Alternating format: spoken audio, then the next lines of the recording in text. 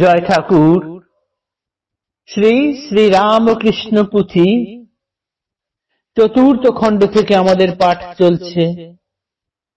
এখন আমরা পাঠ করছি অতুল, কালীপদ প্রভৃতি ভক্তগণের সম্মেলন এই অংশ থেকে।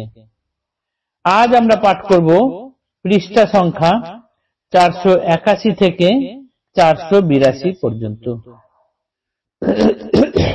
গতদিনের পাঠে আমরা দেখেছি রামচন্দ্র দত্ত প্রভুর অন্তরঙ্গ পার্ষদদের মধ্যে একজন, যিনি ঠাকুরের একজন গৃহীভক্ত, এমনই গৃহীভক্ত যে তার যতই আয় থাক, আয় খুবই ভালো আছে, কিন্তু ঠাকুরের নামে মেতে গিয়ে, ঠাকুরের নামে উৎসব মহোৎসব করতে গিয়ে তিনি যত্র আয় তত্র ব্যয় করে যান। কোন প্রভু ভক্ত কেউ দেখলে পরেই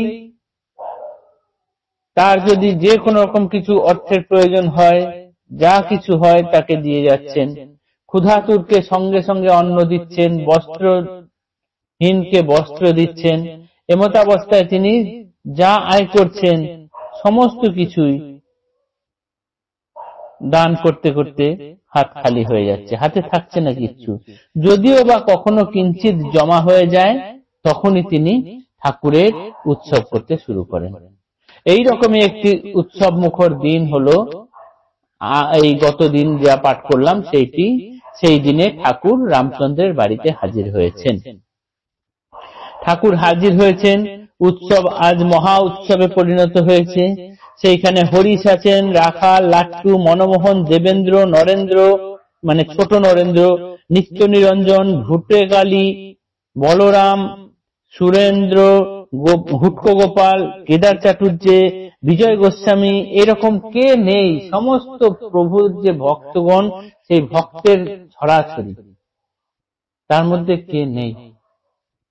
এই উৎসব আজ মহোৎসবে পালিত পরিণত হয়েছে। ঠাকুরের মন খুব আনন্দ, কিন্তু এই মনে আনন্দের মধ্যেও তার মনে বিষাদের সুর বেজে যাচ্ছে। যেন কোথাও মনে হচ্ছে যেন মনটা বিমর্ষ হয়ে রয়েছে। আজ যে অংশ পাঠ করব সেই অংশে আমরা দেখব ঠাকুরের এত আনন্দের মধ্যেও বিষাদের সুর বাজছে মনে। কেননা এত সবাই হাজির থাকলেও সেখানে একজন হাজির নেই, সেটি হচ্ছেন নরেন্দ্রনাথ, স্বামী বিবেকানন্দ। তখনও স্বামীজি হননি, নরেন্দ্রনাথ। এই নরেন হাজির নেই। কেন না, নরেনের এখন পিতৃবিয়োগ হয়েছে, সংসারে অচল অবস্থা, আয়ের কোনো পথ নেই, অতি কষ্টে ভাই বোন সবকিছু ভরা সংসার নিয়ে কোন রকমের দিন কাটছে অভাব অনটনের মধ্যে দিয়ে। দেহে মনে সবসময় একটা উদাস ভাব কাজ করছে।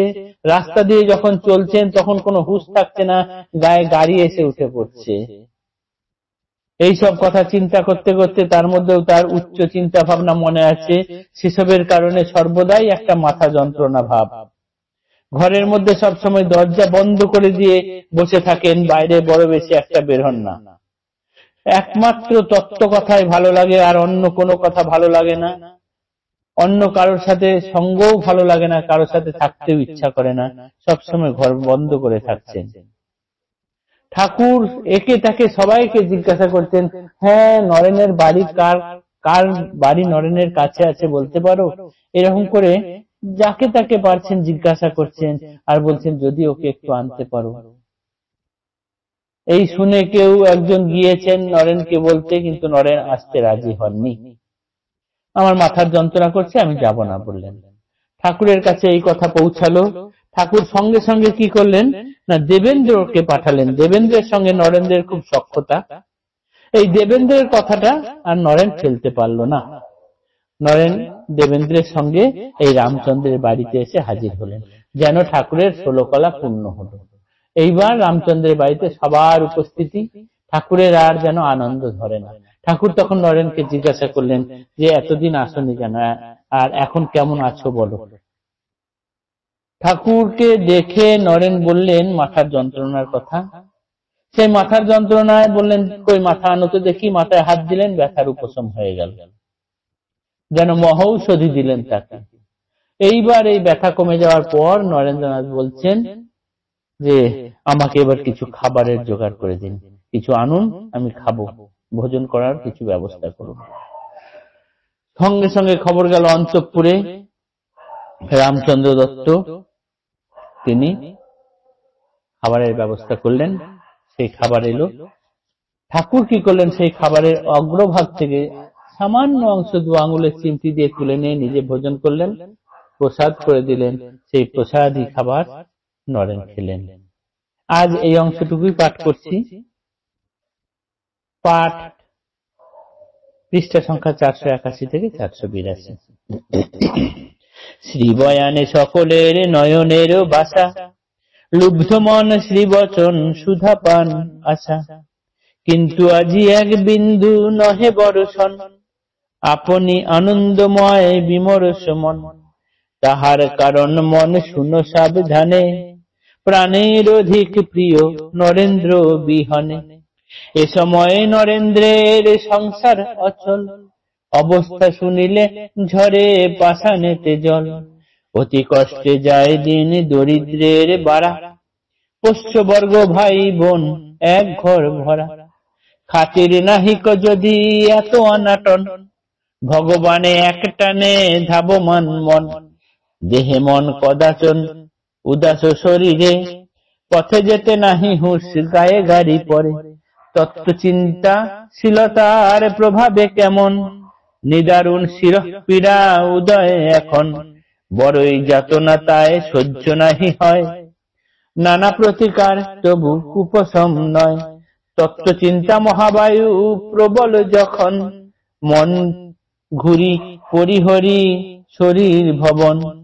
অত্যুচ্চে উড়িয়া যায় আপনার মনে, গুরুতর শিরঃ পীড়া তাহারও কারণ।